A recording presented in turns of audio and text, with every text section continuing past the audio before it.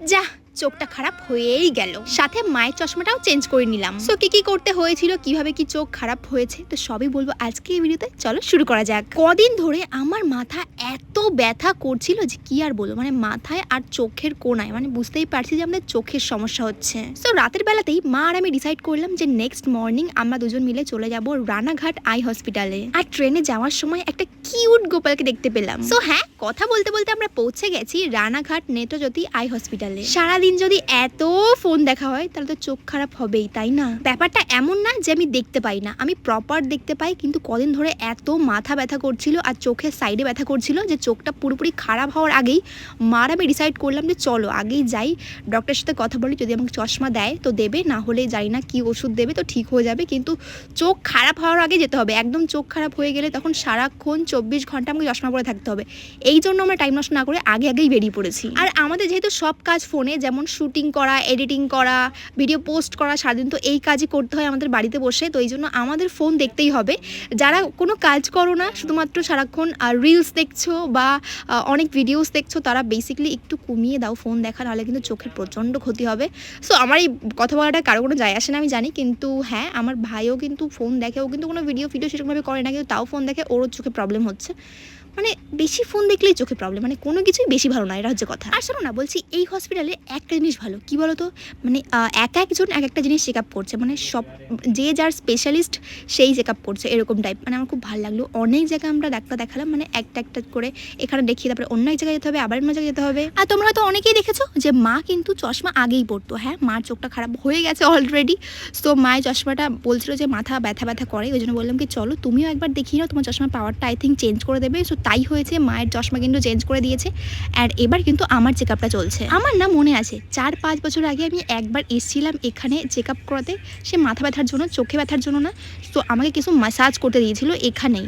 তো জাস্ট আমাকে যখন চশমা লাগিয়ে তো আমি খুশি হয়েছিলাম যে চশমা লাগবে না, চশমা পড়তে খুব ভেজা লাগে আমার, সত্যি কথা বলতে। এইদিকে দেখো, এইবার বুঝতেই পারছো যে চশমা আমাকে পড়তেই হবে, বেসিক্যালি ফোন দেখার জন্য। যতক্ষণ আমি ফোনটা দেখবো ততক্ষণ আমাকে চশমা কিন্তু পড়তেই হবে, কারণ এটাতে থাকবে ব্লু লাইট প্রোটেকশন প্লাস একটু পাওয়ারও থাকবে। সো কত কি পাওয়ার সেটা আমি ঠিকটা জানি না। সো এখানে চশমার পাওয়ারটাও সব চেক আউট করে নিয়েছে। আর ডক্টরের সাথে আমি অনেকক্ষণ গল্প করেছিলাম, উনি আমার ইউটিউবের সম্বন্ধে বলছিল, আমার ক্যারিয়ার, তারপরে কী করছি, কেমন কি ইনকাম হচ্ছে, সব কিছুই মানে জিজ্ঞাসা করছিল।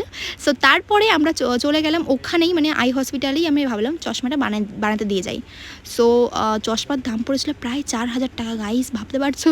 সো আমি ভাবছিলাম যখন একবারই নেব, ব্লু লাইট প্রোটেকশন থাকবে, আর চেঞ্জার কাজ না কি বলে সেটা থাকবে, প্লাস পাওয়ারও থাকবে, তো সব মিলিয়ে এবার আমি আর মা সিলেকশন করছে যে কোন চশমাটা নেব, কারণ ভালো দেখতেও তো ব্যাপার আছে, তাই না? সো আমার পছন্দ হয়েছে এই ক্যাটাই টাইপের চশমাটা, বেশ সুন্দর লাগছিল না দেখতে, সেটা আমার পছন্দ হয়েছে। তো মা বললো যেটা তোর পছন্দ সেটা আমার পছন্দ। সো আরও অনেক কালেকশন ছিল, বাট আমার অত বেশি পছন্দ হয়নি, তো আমি ব্র্যান্ড দেখে একটা ভালো চশমা নিলাম। আর তারপরে চলে গেলাম আমরা আই ড্রপ নিতে। আমাকে আর মাকে দুজনকে আই ড্রপ দিয়েছে, মায়ের চশমা দিয়েছে, কিন্তু মা এখান থেকে বানাবে না, মা বাইরে থেকে বানাবে বলছে। সো যাই হোক, আমরা আই ড্রপ নিয়ে দেন ওখান থেকে বেরিয়ে পড়লাম। সো আবার এই গরমে এই ট্রেনে করে পৌঁছে গেলাম আমরা চাকদা স্টেশনে। আর স্টেশনে এসে দেখলাম 100 টাকার জুতো বিক্রি হচ্ছে। I was like, oh my God, চলো আমি কিছু ট্রাই করি।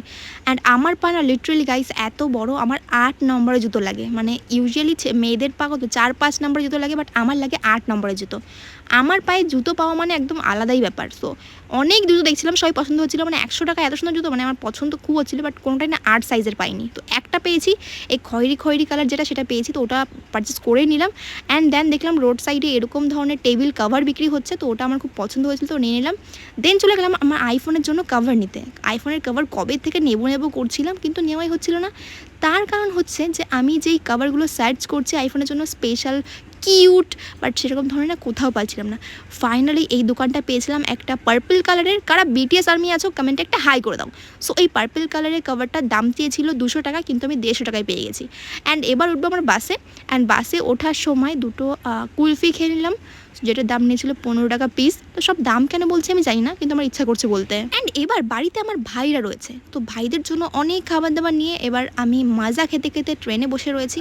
অ্যান্ড গাইস, এই গরমে না আমি যেখানে বেরোচ্ছি একটা করে পাখা আমি ক্যারি করি, কারণ কখন না এত গরমে আমার খুব প্রবলেম হয়, বাড়ি থেকে বেরোতেই পারি না, আমার গরমে খুব শরীর অস্বস্তি হয়ে যায়। আর চশমা যখন আনতে গেছি, চশমা নিয়ে বাড়িতেও চলে এসেছি, তো সেই ভিডিও পেয়ে যাবে কালকে।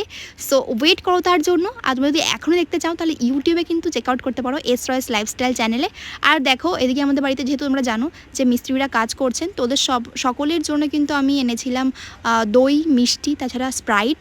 সো এই গরমে না খুব কষ্ট, মানে আমরা জানি যে আমরা বাইরে বেরোলে কতটা কষ্ট হয়, একটুখানি ট্রাভেল করলে ওনারা সেই গরমে রোদে কাজ করে। তো আমি চাই ডেইলি ওনাদের কিছু না কিছু প্রোভাইড করতে, মানে কিছু না কিছু খাবার দিই, আর বলেন লাস্সি দিই, জুস দিই, কোল্ড কফি দিই, মানে যেদিন যা যা থাকে বাড়িতে। সো আমি প্রত্যেক দিন কিছু না কিছু দিই, যেমন আজকে দই, মিষ্টি, কোল্ড ড্রিঙ্কস বাজার থেকে এনেছিলাম।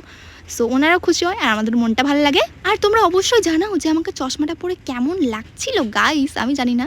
তারপরে দেখো হোমমেড আইসক্রিম মা বানিয়েছিল আমাদের জন্য, তো সেগুলোই খেলাম আমরা। আইসক্রিম খেতে খেতে আজকে ভিডিও শেষ করলাম। সো কেমন লাগলো জানিও। Thanks for watching.